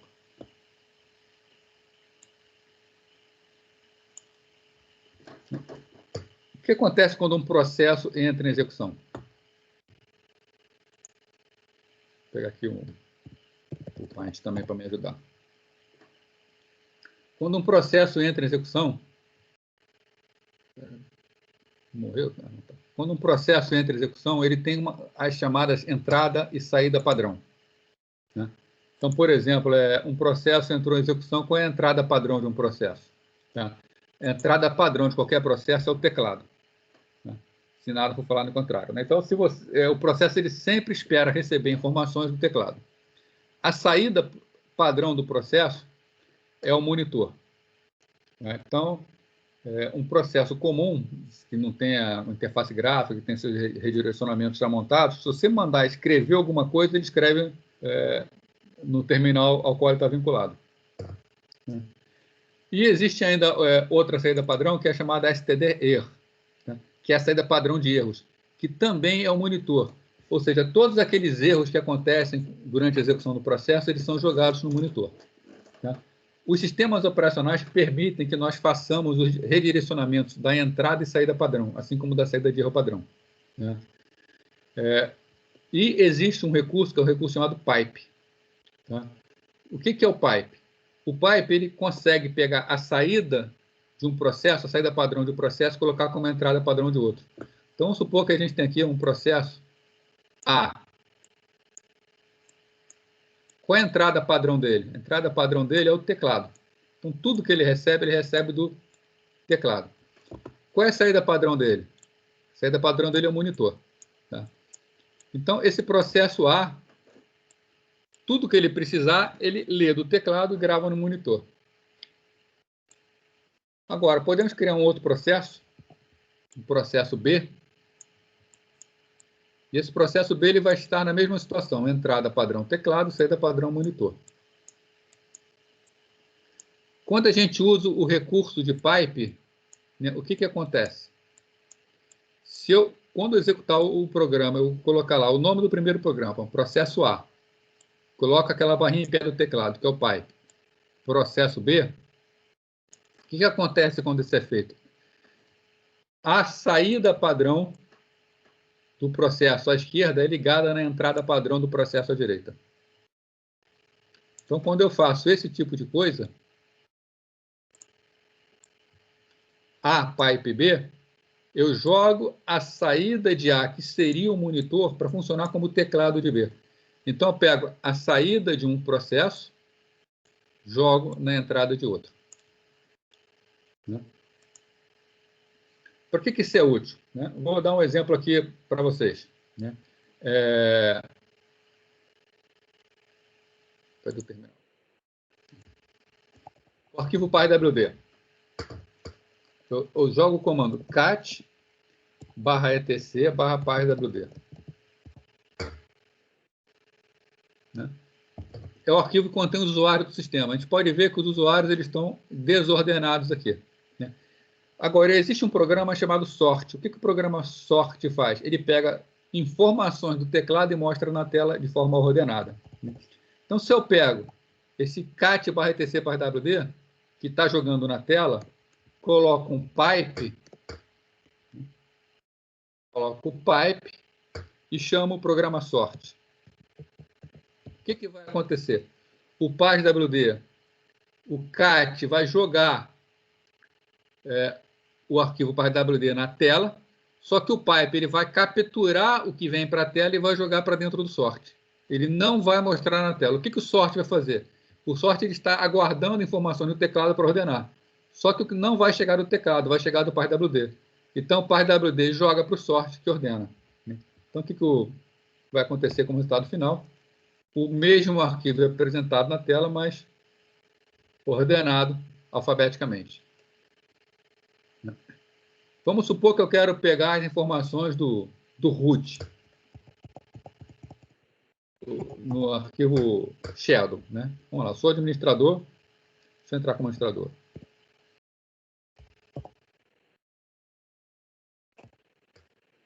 Se eu quero descobrir as informações do usuário Fábio, quero ver como está a senha criptografada dele. Se eu botar less, aqui, cat, /etc, /shadow. Ele joga as informações do usuário na tela, por acaso o usuário Fábio já está aqui, né? E as informações estão todas aqui. Vamos supor que se fosse um arquivo muito grande, eu só quero as informações do Fábio, né? O que eu faço? cat /etc /wd, pipe, e eu posso usar um outro programinha chamado grep. O grep ele filtra e só me mostra aquilo que eu passei para ele. Então, por exemplo, grep Fábio, ele só vai mostrar aquelas linhas que tem a ver com o Fábio. Então, eu fiz uma filtragem utilizando o pipe e o grep e me trouxe aqui informações sobre o usuário Fábio. Uma forma bastante utilizada do pipe e do grep também é, por exemplo, eu estou aqui executando o navegador, o Firefox, e eu quero matar o Firefox. A gente viu que para matar o Firefox a gente precisa do PID dele. E o Firefox, vamos supor que seja travado e não consigo terminar ele normalmente. Como é que eu faria para terminar o Firefox? Primeiro eu tenho que descobrir quem é o PID dele. A gente sabe que para isso é o comando ps aux, né? O ps aux vai jogar na tela as informações de todos os processos. Mas eu só quero do Firefox. O que eu faço? Pipe, grep, Firefox. Então, esse comando, o pipe, o que ele está fazendo? Pega aquilo que um comando gerou e joga para alimentar outro comando. No caso aqui, o que aconteceu? Ele me mostrou todas as linhas que tem a ver com o Firefox. Os processos que tem a ver com o Firefox são esses processos aqui. 22156, 22252. Aí eu saio matando eles. Provavelmente, se eu matar os dois primeiros, o Firefox morre. Então, qual é o comando para matar um processo? Kill. Primeiro, já matou o Firefox. Bastou passar o primeiro PID. Tá? A gente vê aqui que o Firefox terminou. Então, bastou dar kill, o ID dele, e foi. Tá? Então, é muito útil o pipe, porque o pipe nós podemos utilizar ele para encadear processo. Né? Também, com relação a redirecionamentos, né? O pipe ele faz a ligação entre processos. Agora, eu posso redirecionar, por exemplo, o teclado. Eu vou pegar, vamos criar um arquivo aqui. gedit, nomes. Nomes.txt.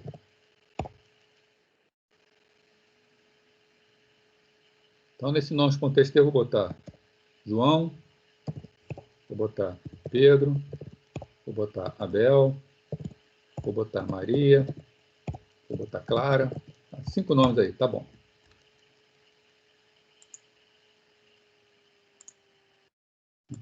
Se eu tentar pedir para ver o conteúdo desse arquivo, cat nomes.txt. Aparece o nome. João, Pedro, Abel, Maria, Clara.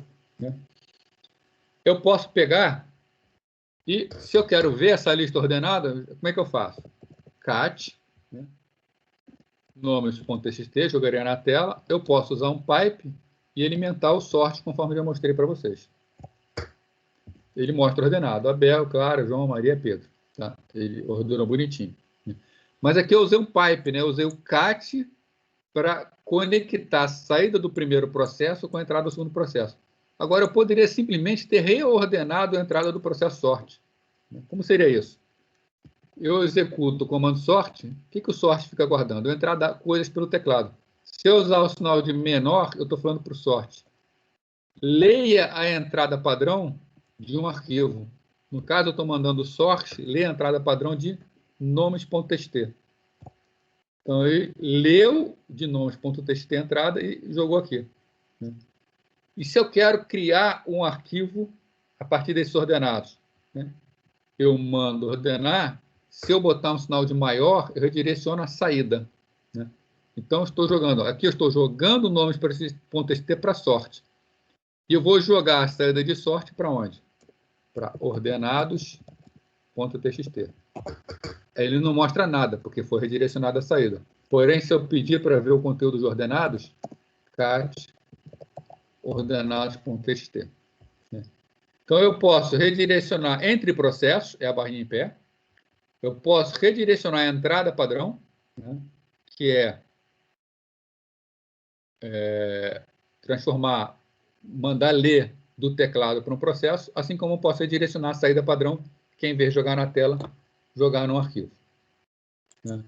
O detalhe é que isso aí funciona tanto para Windows quanto para Linux, tá? Isso é padrão.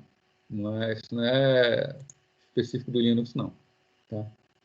Inclusive, a gente pode ver aqui, ó, essa linha aqui. O que essa linha faz? Cat, asterisco, T, short, unique, tá?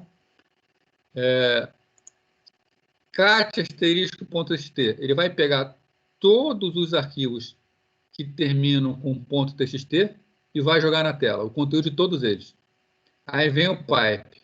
O que acontece? Joga tudo para o sort. O que o sort faz? O sort ele vai pegar tudo que estava na tela e vai ordenar. E tem um outro pipe aqui, a gente pode usar quantos pipes quiser em sequência. E vai chamar um programa chamado unique. O que esse programa unique faz? Ele tira linhas iguais. Então, se tiver duas linhas iguais, quando eu ordenei, elas vão aparecer uma embaixo da outra. O unique vai e tira. Né? E redirecionamento de saída para resultado.txt. Então, eu vou pegar todos os arquivos texto, ordenar, tirar as linhas iguais e jogar o resultado para resultado.txt.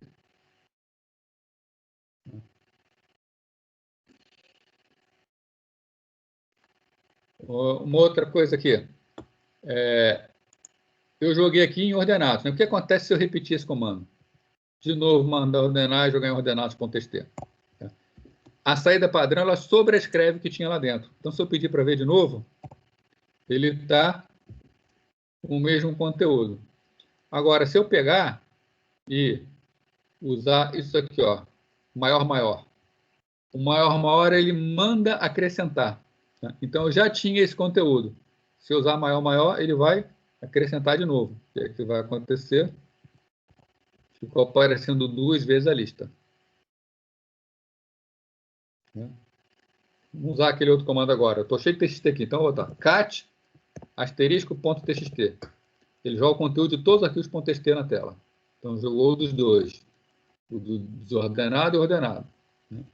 Cat asterisco.txt, joga um pipe e joga para sorte. O que acontece? Parece tudo ordenado. Abel, Clara, João, Maria, mas todos eles aparecem várias vezes. Se eu boto mais uma vez deixando um programa único, o que acontece? Só aparece uma vez cada um. Então, a gente pode sair encadeando várias vezes os processos com o comando pipe. Sendo que o sinal de maior redireciona a saída, maior, maior redireciona a saída botando em modo append, ele acrescenta. O 2 maior joga a saída de erros, então aquelas mensagens de erro do programa, elas são direcionadas para um determinado arquivo. Se eu botar 2 maior, maior, ele acrescenta ao final, em vez de sobrescrever.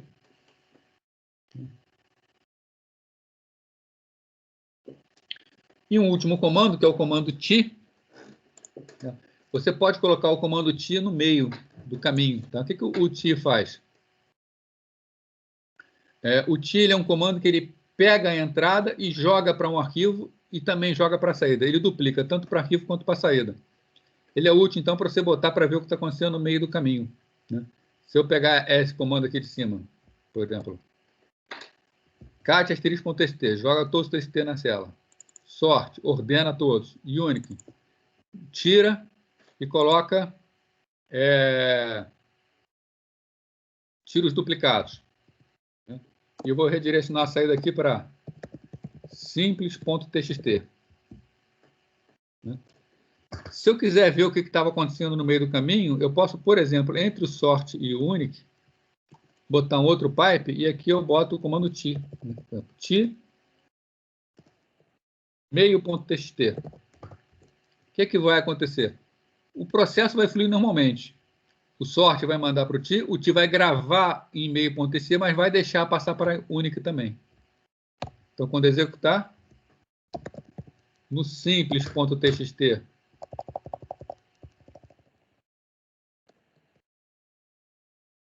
a saída depois do Unic, e no meio.txt vai estar o que estava acontecendo no meio do caminho. Então, esse comando TI, ele serve para, no meio do caminho, você pedir para jogar dentro do arquivo e saber o que estava acontecendo ali.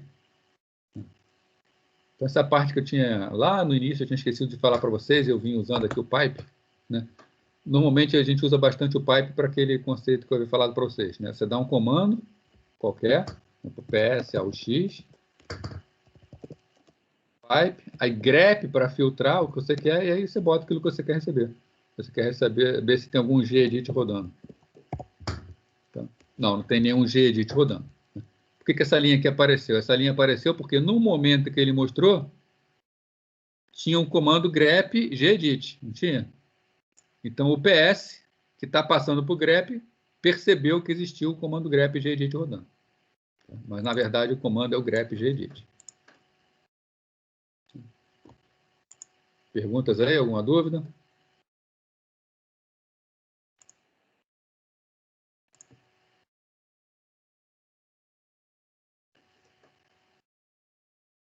Bom, hoje eu sei que foi um pouquinho mais puxado nessa parte de inicialização, mas semana que vem vai ser bem mais dinâmico. A gente vai usar muito mais o Linux, tá? A gente vai mexer na semana que vem na parte de gerenciamento de disco, tá? Recomendo, quem quiser dar uma olhada, é bastante interessante, já está um roteirinho lá. Só vocês fazerem o download e dar uma olhadinha antes, vai ficar bem mais dinâmico. Então, a semana que vem vai ser bem melhor, eu prometo para vocês.